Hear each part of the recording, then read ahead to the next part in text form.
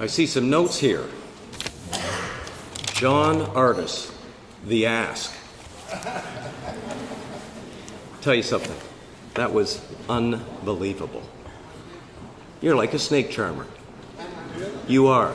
And you've charmed my credit card right out of my wallet. You want $1,000? There's $1,000. Okay.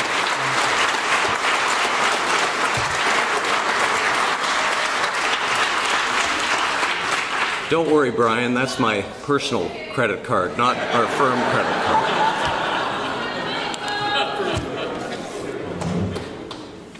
So what an honor, what a thrill it is for me to be here at this important event to introduce your featured speaker, Orlando Bowen.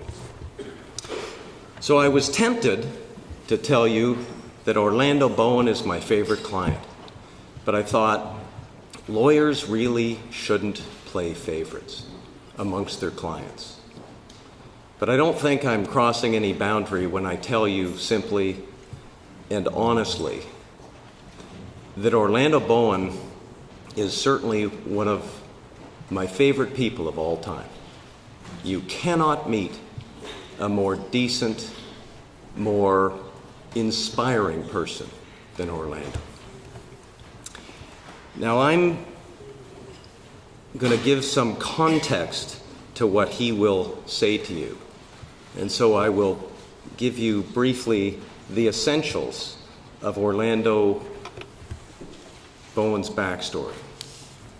So it was in March of 2004 that Orlando Bowen retained my partner, Brian Greenspan, to defend him on charges of possession of cocaine and of assault police. Now up to that point, Orlando was having a charmed life.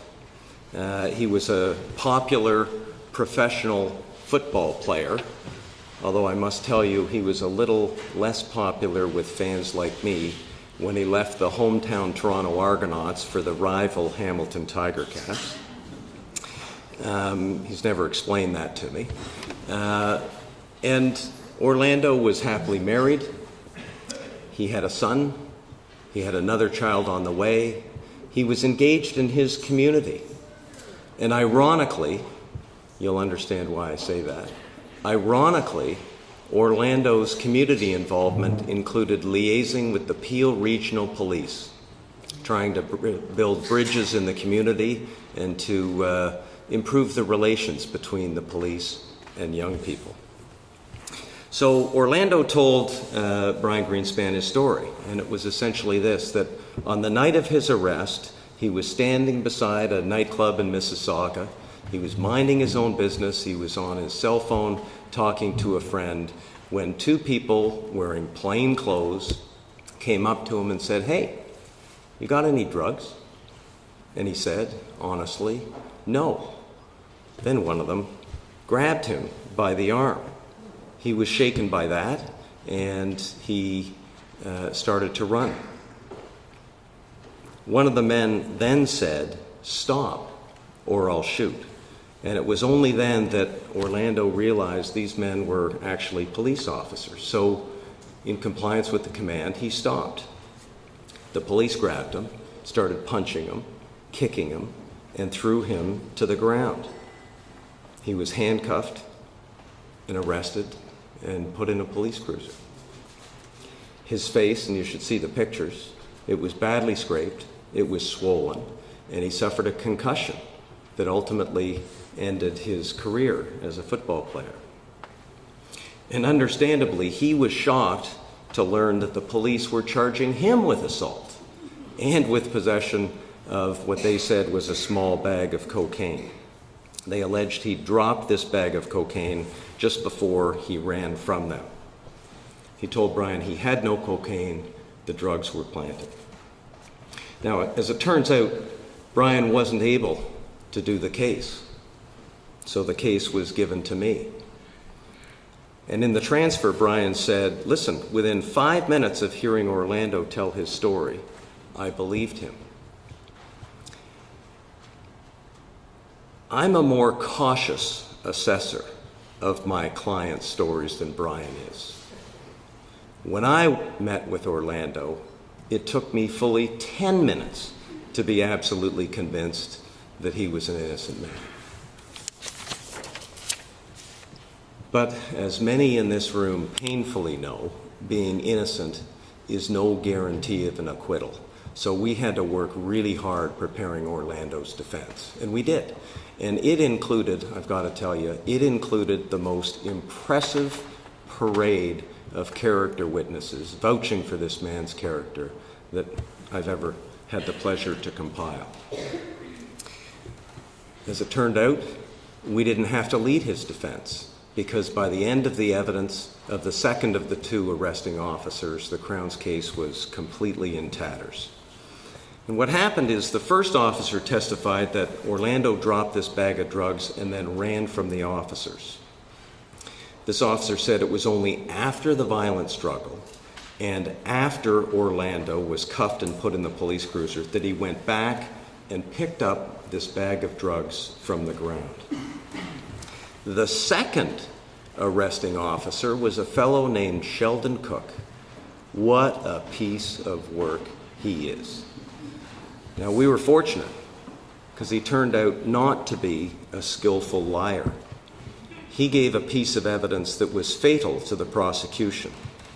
And he said that as soon as Orlando was subdued and was cuffed on the ground, the other officer immediately opened his hand and showed a bag of cocaine. Now, that was impossible on the other officer's evidence. So if Cook's evidence was true, it meant that the police had their own bag of drugs to plant in case they wanted to justify an improper arrest or an assault by them. So that was the Crown's case. And we presented our final argument before Justice Ford Clements, and then he adjourned the case to early 2006 for judgment. And then, as sometimes happens, a little bit more of the truth was revealed in the most unexpected way. Sheldon Cook, Officer Sheldon Cook, was himself charged with possession of what he thought was 15 kilograms of cocaine. And it turns out that while on duty, he stole 15 bricks from a cocaine delivery that was being secretly tracked by the RCMP. What an idiot. He also was revealed to be the guy who had stolen some property from the police evidence locker. What a windfall. I thought, isn't this great? I'm going to write to the Crown, I'm going to get this disclosure, I'm going to reopen the case, I'm going to cross-examine Sheldon Cook, and I'm going to reveal him with this new evidence to be exactly what we said all along. He is a dirty cop, he's a liar, he's the type of guy who would steal cocaine and have it for his own purposes. But when I wrote to the Crown, she refused disclosure. Have I mentioned that this was the Peel Crown's office? I told her, well, listen, I'm going to bring a motion to get that. And she said, don't bother. The Crown will now be withdrawing the charges.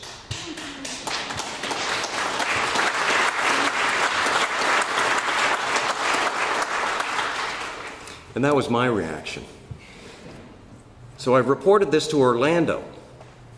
And most people would be thrilled to hear that the Crown is prepared to finally withdraw the charges. But Orlando, he wanted more. He wanted the judge.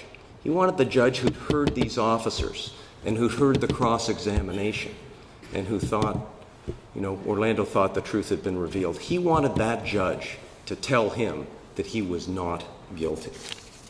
And so he told me to oppose the Crown's request to withdraw the charges.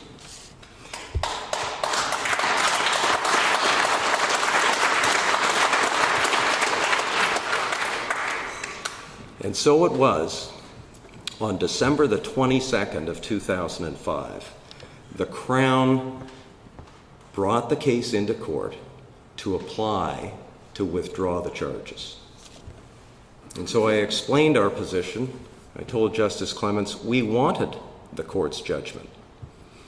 And then I started to advise him of all these developments with Sheldon Cook and how the Crown was refusing disclosure. And then, to my surprise, he just cut me off. He said, stop there. I've got to go into chambers and take a look at my notes. And in short order, he returned to court and he announced to the Crown, you can't withdraw these charges. And he announced to Orlando Bowen, you shouldn't have to wait 1 day more for your judgment. And he said, I looked at my notes. Those officers, their evidence was incredible and unworthy of belief. Not guilty, all charges.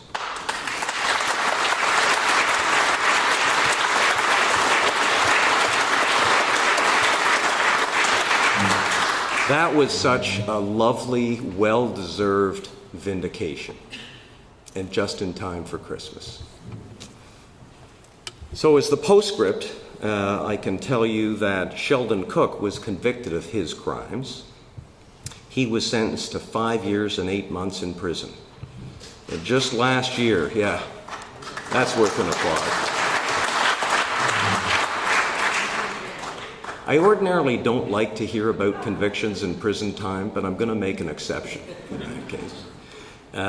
So he was given 5 years and 8 months in prison, and last year he abandoned his appeal, but only after the Crown abandoned its appeal for a longer prison sentence. And so I got to tell you, there are many other inspiring and fascinating aspects of Orlando's story, but I'm going to leave it there. I'm going to leave it to Orlando to tell you in his own words what he thought was most important about his experience and what lessons can be drawn from it. And I think you're going to find he's going to do it in his usual inspiring way.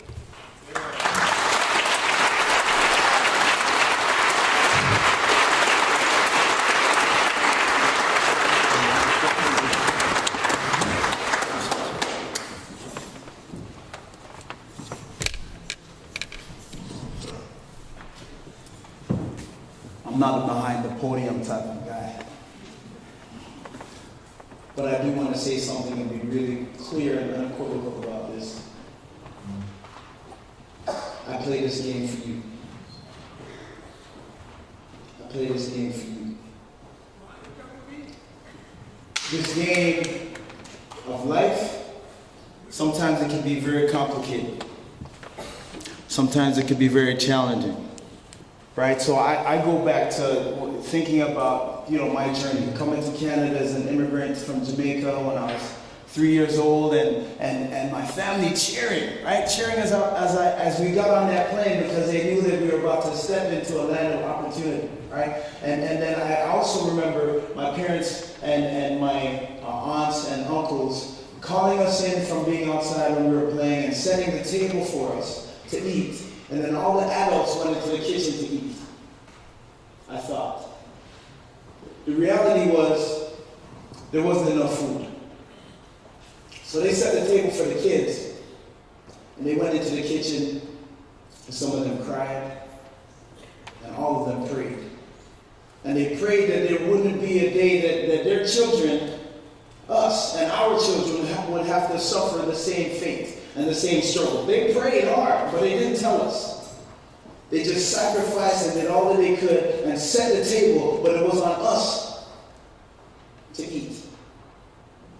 Some of us ate, others took different routes.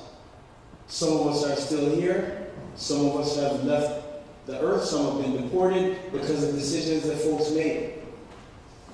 All folks can do is set the table.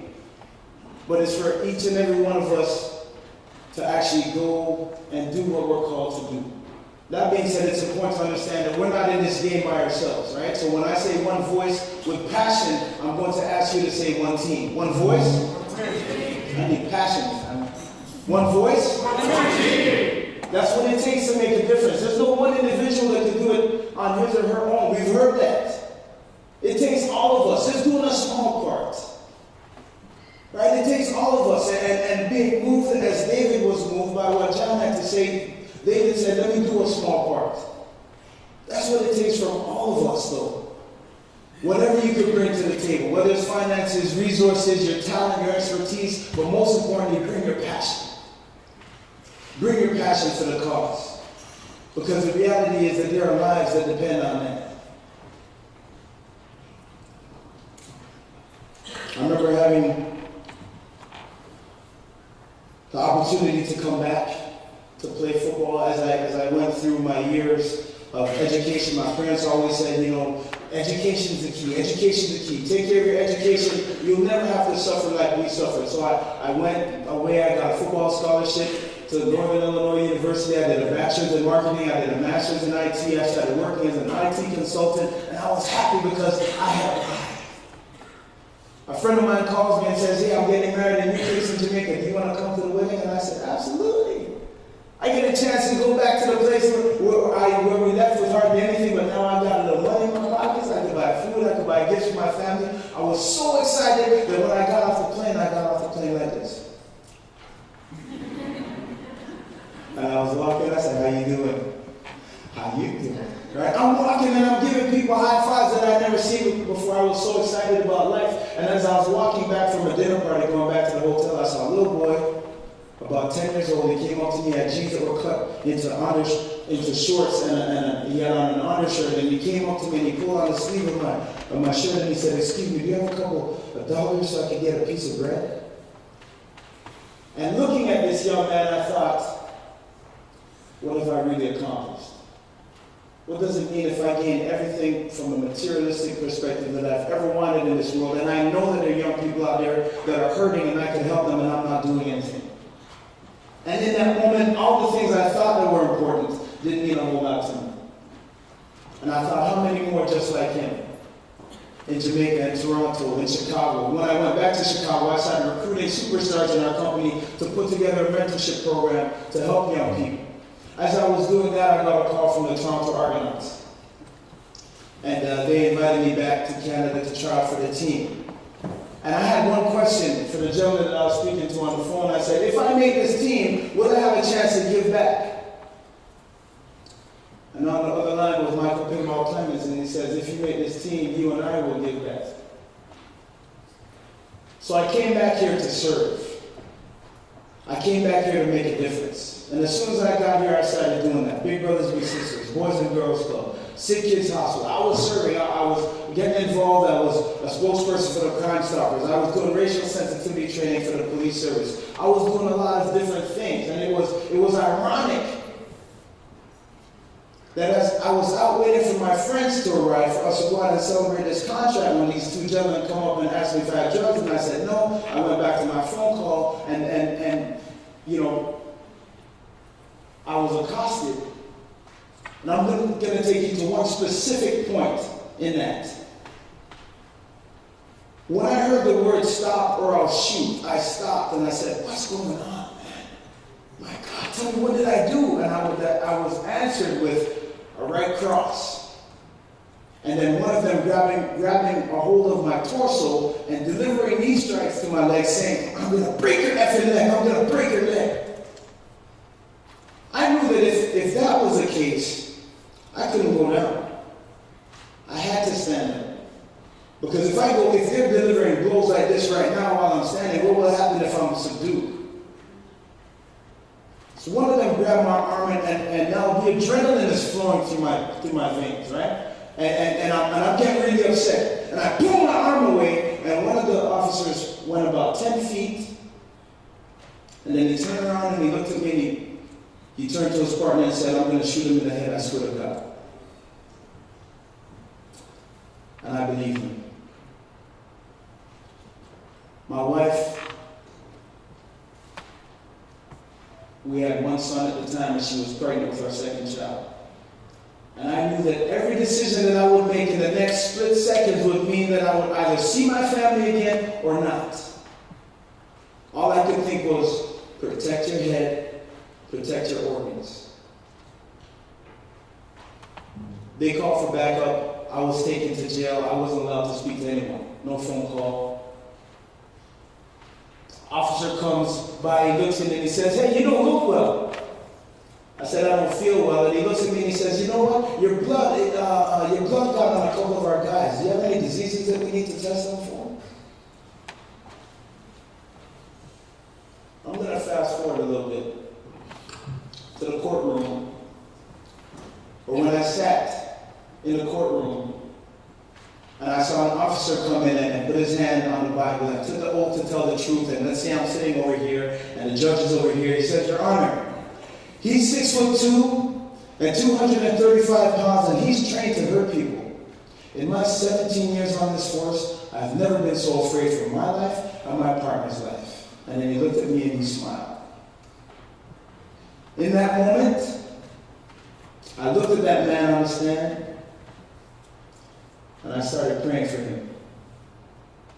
Because I thought, what could have possibly happened to him to allow him the capacity to do that to somebody else? That's somebody that's broken. That's someone that's hurt. That's someone that needs help.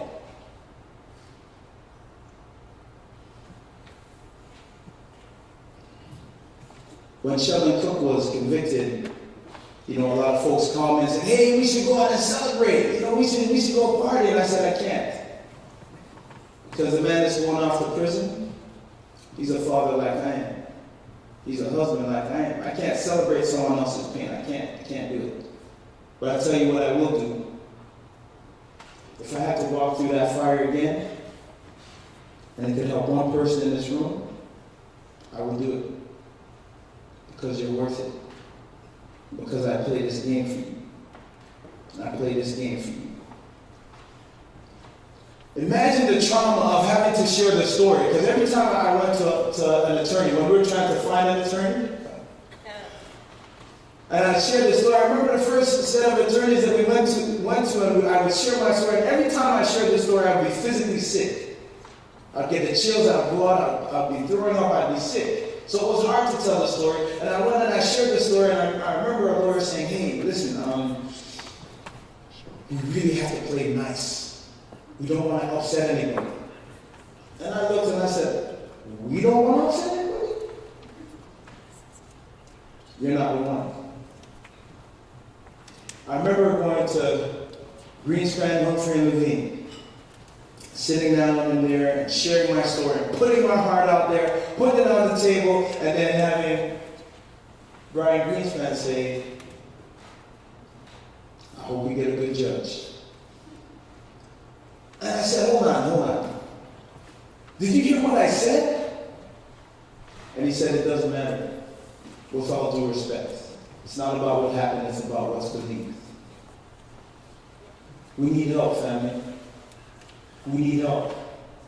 In order for the system to change, we have to do things that will make the system change. It won't change on its own. We have to do our part. Everyone in here has a role to play. One voice? One voice. That's what it takes. That's what it takes to make a difference. I'm going to share. I wrote a letter to the gentleman that I was assaulted by. I'm going to share a little bit of it with you today. To my brothers, Sheldon and Grant, life is a game and we can win this thing. I come to you humbled and broken, yet with a calming peace.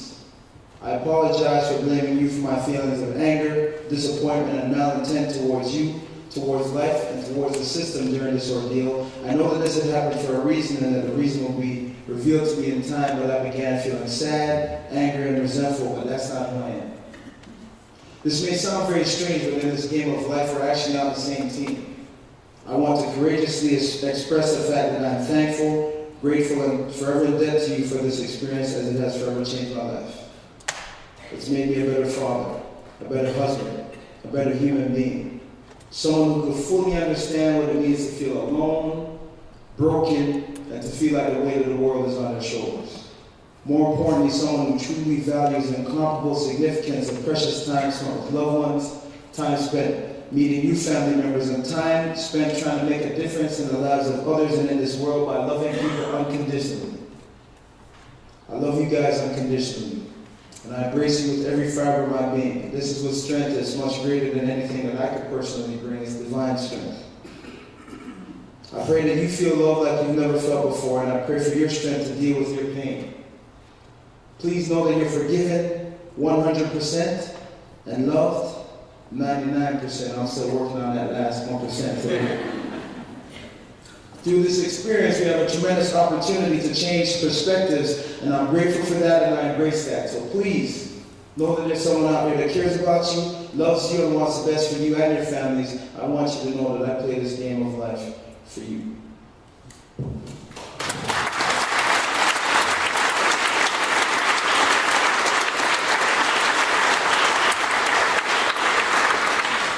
Leading up to all this, the level of irony is really crazy, and we talked about it because 3 weeks before I was assaulted, I was a special guest of a justice, and I was touring the facility.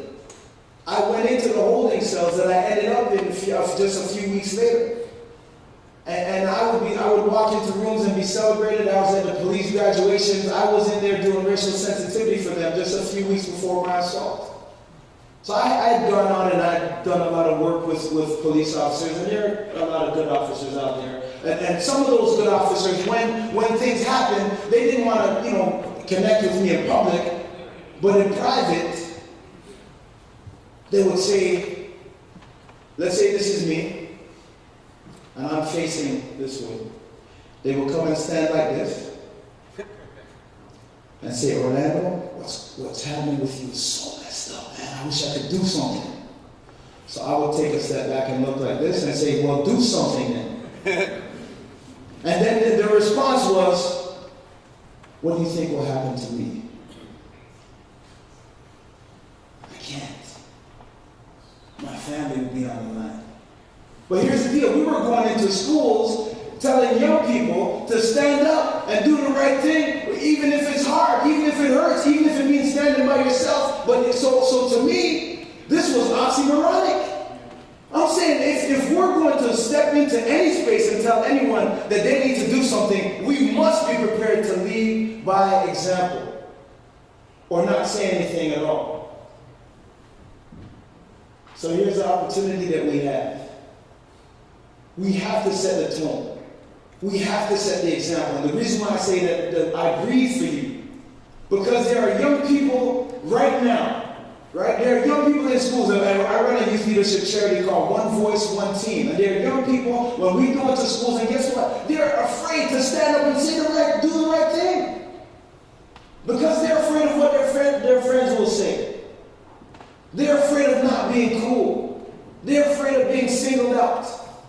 So when folks asked me after I was exonerated and after I was acquitted, they said, are you going to go back and work with the police services? I said, I'll work anywhere where there's an admission of a need for help. But I'm going to start with the lower common denominator and build into young people a sense of morality and a sense of value and a sense of standing up, even if it means standing alone.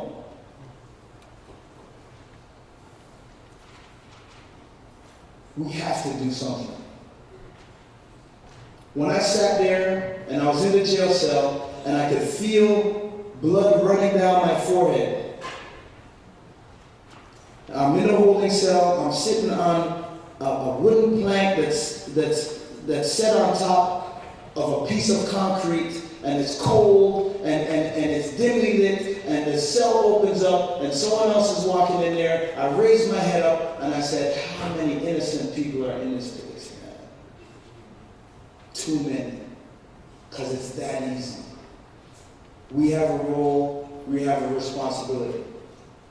So as you get ready to step out of here, I'm going to share one last thing with you. Do you have any baseball fans in the house? Okay, so you know how in baseball, stand up for me. You know how in baseball when someone makes a big play, they jump up and bump arms? We can do that, yes? All right, come on. Okay. So let's say We've got the big home run hitter right here, right? He's up to bat. Go ahead, get ready. He's up to bat. It's the 9th inning, bottom of the 9th. He's playing for the home team, the Blue Jays. We're down by 1 run. 2 outs. Full count. Winning run on second base. And here comes the pitch. And now when he hits this home run and I say the crowd goes wild, that's you, right? You go crazy, okay? Here comes the pitch. He gets ready. He cracks it. Boom!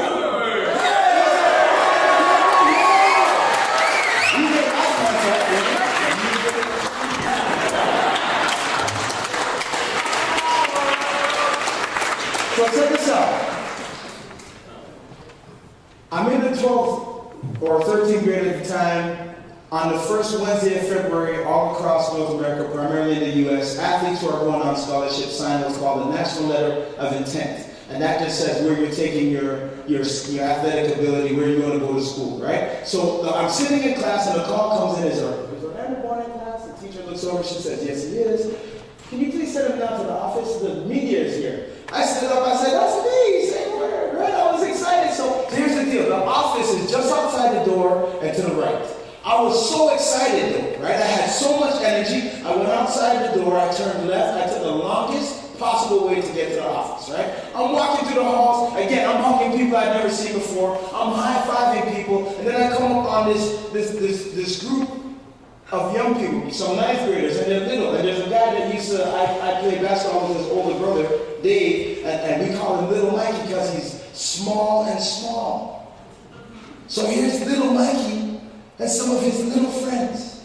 And they're jumping up and bumping arms like we just did. So I had all this nervous energy in me. So I walk over to this group of young men. I put on a very masculine, tough coaching voice. I walk over to them and I said, hey! And when I said that, they all stopped and froze like this. Now, mind you, in high school, I was about the same height.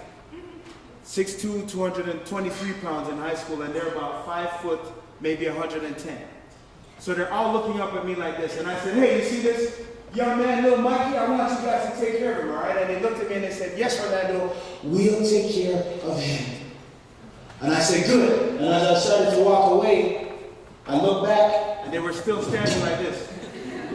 It was almost as though they were waiting for me to give them permission to breathe, and I didn't give it to them. And I looked back and I gave them one of these. And I went upstairs, I signed my scholarship papers, and off I went to Chicago. 9 years later, I'm working out at a gym, LA Fitness in Brampton, and Steels and Kennedy, and guess who I see? Little Mikey's dad. And little Mikey's dad runs over to me and he says, Orlando, listen, my boy's over here, you gotta come, you don't have to come through. So he said, you gotta go. So because he was so excited, I decided to go over there and see Dave and Mike's mom. So I walk over and she looks at me and she says, Orlando, I love you. I look at Dave and Mike's dad, look back at Dave and Mike's mom, and I said, it's good to see you too. And she said, no, Orlando, you don't understand. You remember little Mikey? He just graduated from a master, Orlando. You know what he talks about? He talks about the day when he was in the 9th grade, and he was being bullied by a group of kids. And you stepped right into that middle of the group of kids and you looked them all in the eyes and you told them that he was your friend and that they should take care of him. And from that day on, Orlando, he was never picked on again. He just graduated from that and he talks about, Mom, in the grade 9, Orlando saved me. Ladies and gentlemen, the reason why I share that story with you is because I want you to understand that something that's little and insignificant to you could be an absolute game changer and a life changer for somebody else.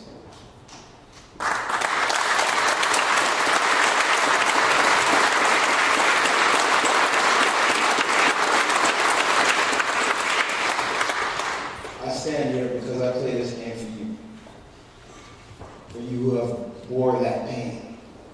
And I stand here because I have people who believed and people who said, I will champion this cause. One voice, one team.